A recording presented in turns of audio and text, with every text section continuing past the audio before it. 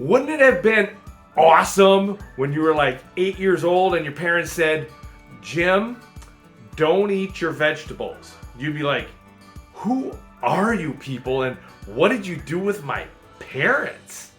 Well, my friends, this is that video. I'm here to share my top 5 things of what not to fix when selling a home. And numbers 4 and 5 may even shock you. Stay tuned.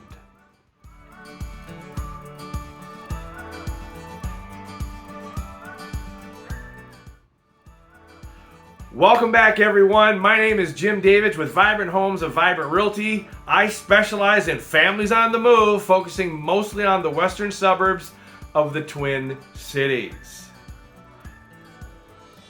All right, let's jump into the things that you don't need to fix when selling your home. Buyers are aware that this is an existing home and you aren't competing against new construction.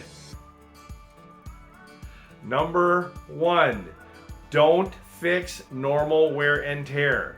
What does this mean?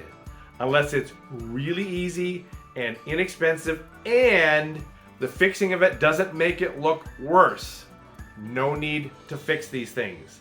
These are things like scratches in your floors, your doors, your woodwork. In the kitchen, there's probably a few dings and dents in your cabinets. Other things like small cracks or nicks in your floor tile. These are expected normal things that buyers generally overlook. Your walls, however, are a different story because they are easily washable and paintable. Buyers have been taught that homes should be freshly painted. Besides, these nicks and dents are easily filled and they should be, so paint those walls with a neutral color, people. Number 2.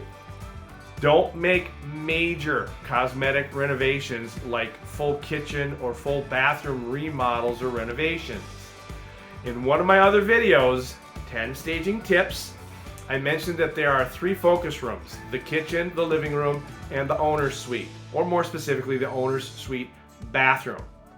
If you weren't aware, it is true that beyond the overall size and flow of a house, it's the kitchen and bathrooms that do sell the home. However, do not renovate these spaces if your only goal is to try and get your money back.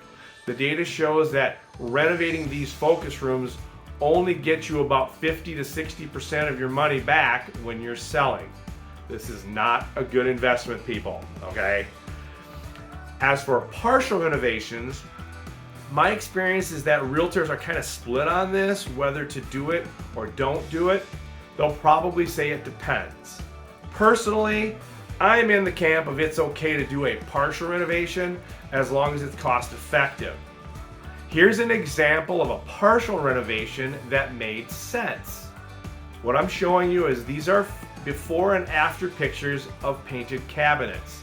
This simple update made a house sell that wasn't selling. In over 3 weeks on the market, we had 1 or 2 showings a week, very low activity. Now keep in mind that this was during a balanced market, not a seller's market like we are having today. Completely different. So you need to make that distinction. Okay. The sellers spent about $4,000 on painting all these cabinets. Now that sounds like a lot, but there's a ton of them. We listed it for the same price and it sold in 2 weeks, which was way less than the usual 30 days on market that time in that year. Now this is an example of a partial remodel that was worth the money and they definitely got their money back. However, if they would have renovated their kitchen, it would have cost them maybe $30,000 or $40,000 and they spent 10% of that number and it worked. So a prime example of a partial renovation. Number 3, don't overhaul your landscaping. What does this mean? Sprucing up your yard is the least expensive and most cost-effective way to make your home look well maintained. Now don't worry too much about the exterior cracks in the sidewalk, the garage, or the driveway. I've heard from many home inspectors that if a crack is 1/8 inch wide or less, it's just fine. Bigger than that though, they should be filled. Also, Be sure to remove all the dead plants, shrubs, and trees. Dead foliage makes the buyers think that your home wasn't very well maintained.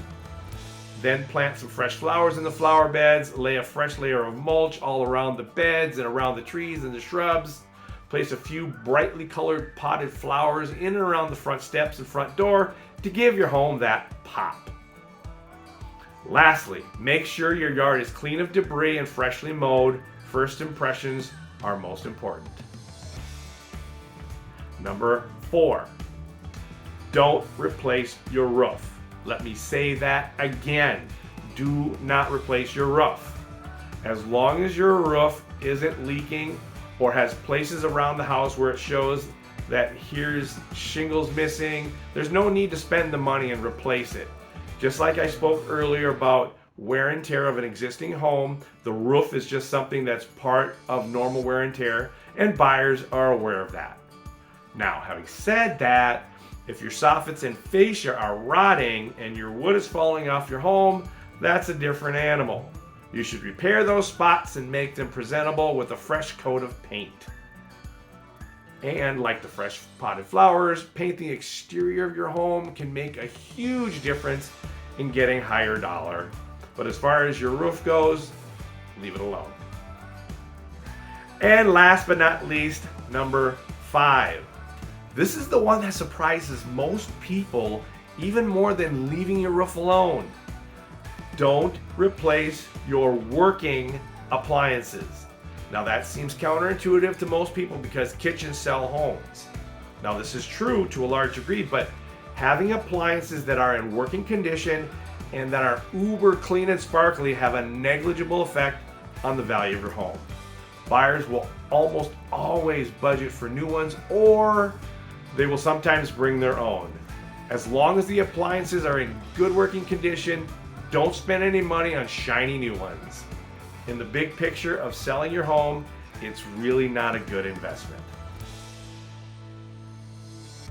If you are thinking of selling your home and are looking for tips on questions to ask to hire a realtor, check out my video on 10 questions to ask a realtor before selling your home. Also, don't forget to click the subscribe button and the bell to be notified when I upload a new video. I appreciate your time today. Thanks for watching.